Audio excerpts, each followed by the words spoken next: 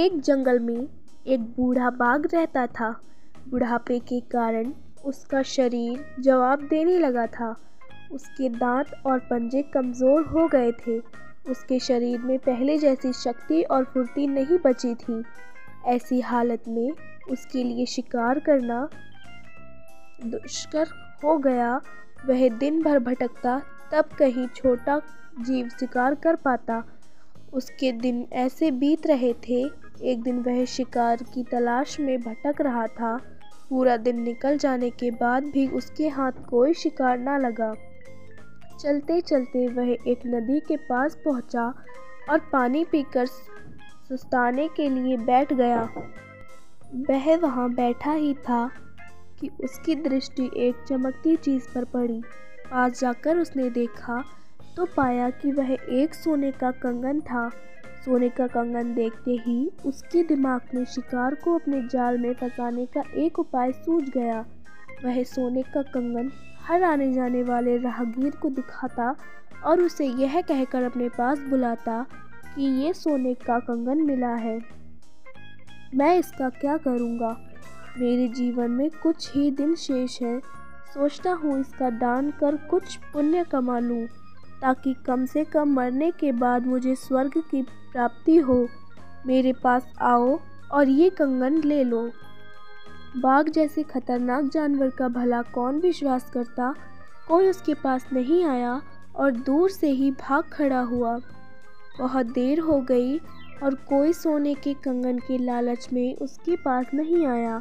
बाघ को लगने लगा कि उसका उपाय काम नहीं करने वाला है। तभी नदी की दूसरे किनारे पर उसे एक राहगीर दिखाई पड़ा।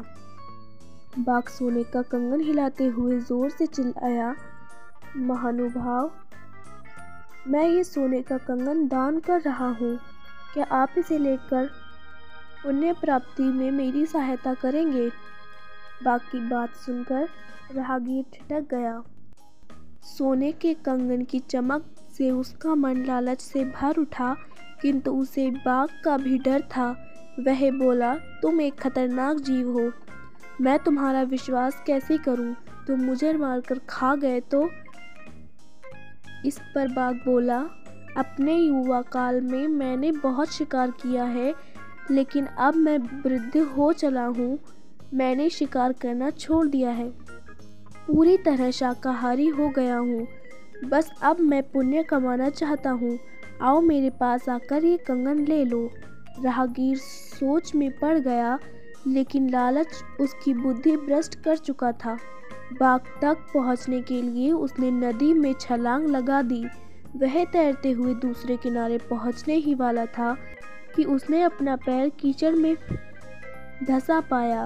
वह एक दलदल था। दलदल से बाहर निकलने वह जितना हाथ पैर मारता, उतना ही उसमें धंसता चला जाता। खुद को बचाने के लिए उसने बाघ को आवाज़ लगाई।